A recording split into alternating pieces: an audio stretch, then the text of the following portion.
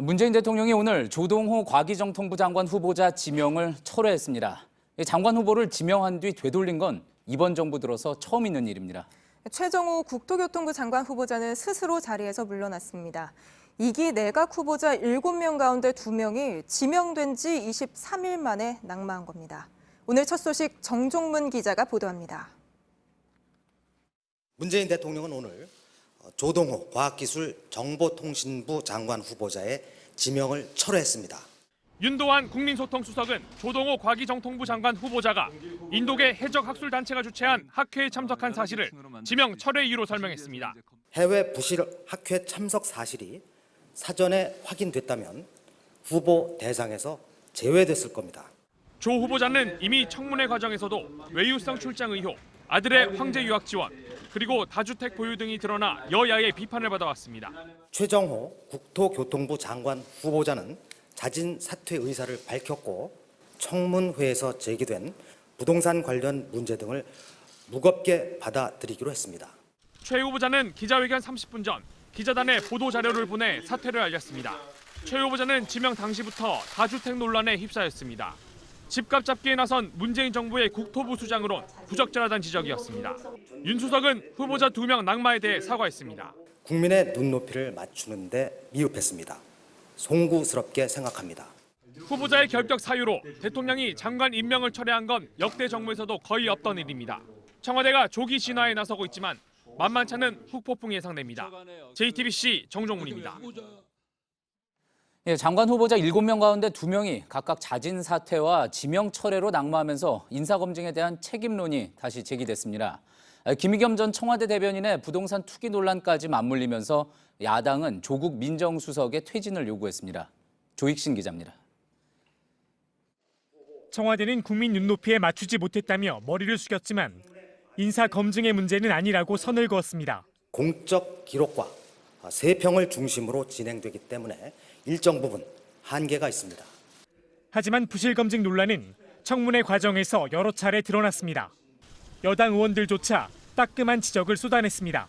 장관님들은 그냥 빚내서 쑥덕쑥덕 집 사고 또 그것이 가치는 오르고 그리고 그게 장관 후보자 임명을 앞두고 딸한테 그냥 증여하고 이런 것들이 납득되지 않은 것 아니겠습니까? 사유가 지금 맞지 않는다고 하는 부분 지적들이 있는데 그것이 그렇다면 그건 아주 심각한 문제거든요. 그거는 교수 자격도 없다는 지적은 저는 전적으로 동의합니다. 특히 김의겸 전 청와대 대변인의 부동산 투기 논란까지 맞물리면서 청와대 인사라인 책임론이 고개를 들고 있습니다. 자유한국당과 바른미래당, 민주평화당은 조국 민정수석의 퇴진을 요구했습니다. 정의당은 인사라인 교체까지 거론하지는 않았지만 장관 후보자에 대한 철저한 검증이 이뤄지지 않았다면서 유감스럽다는 입장을 냈습니다. JTBC 조익신입니다. 청와대 연결해서 좀 더 자세한 이야기 들어보겠습니다. 심수미 기자가 연결돼 있습니다. 자, 심 기자, 장관을 지명했다가 철회하는 건 예전 과거 정부에서 종종 있었던 일이지만 이번 정부에서는 처음 있는 일입니다. 자, 이런 결정을 하게 된 배경 뭐라고 볼 수가 있을까요? 네, 오늘 발표에서 나온 것처럼 국민 눈높이, 그러니까 여론이었습니다. 야당뿐 아니라 여당에서도 일부 후보는 기준 미달이다라는 입장을 기자들 앞에서 공개적으로 말하기도 했는데요.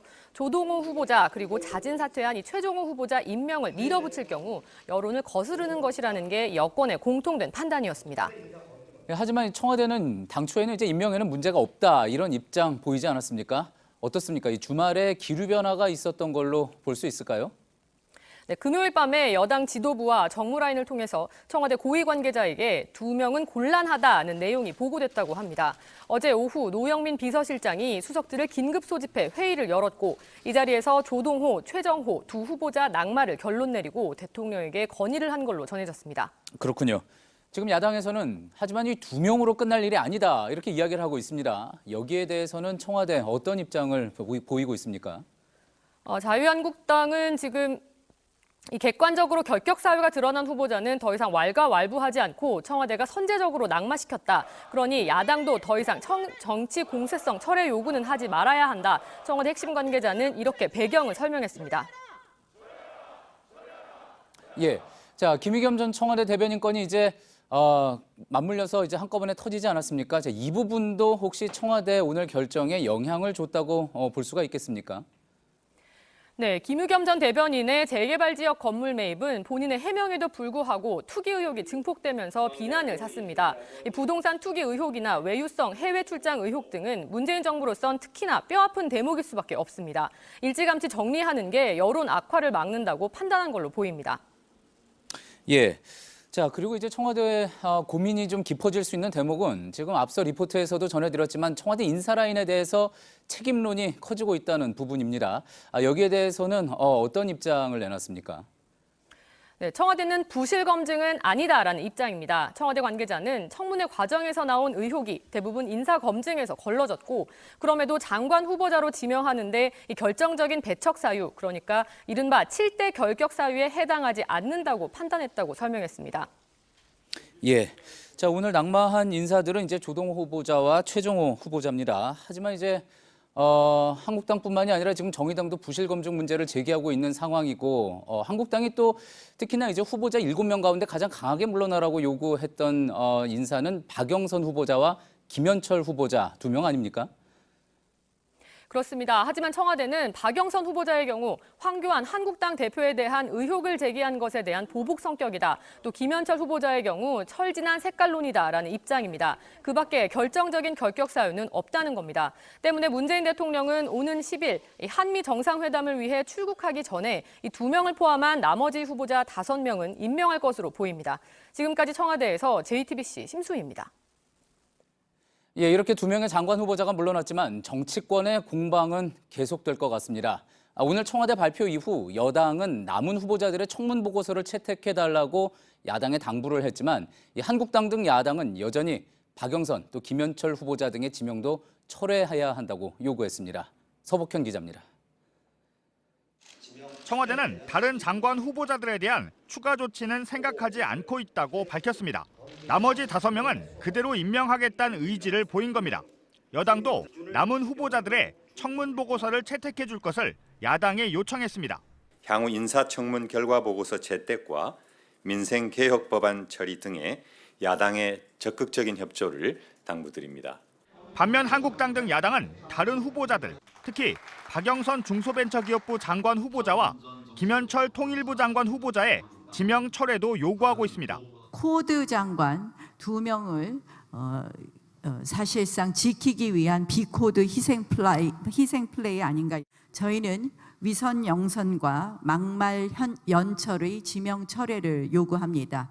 국회의 청문 보고서 채택 시한은 내일까지지만 야당의 반대로 채택이 안 될 가능성이 큽니다. 이 경우 청와대는 열흘 안의 범위에서 보고서 재송부 기한을 정해 요청할 수 있습니다. 그마저 지나면 보고서 없이도 장관을 임명할 수 있습니다. 다음 달 10일 문재인 대통령의 미국 방문 전에 장관 임명을 마무리할 것이란 관측이 나옵니다. 하지만 야당의 반대가 커 이 과정에서 상당한 진통이 예상됩니다. JTBC 서복현입니다.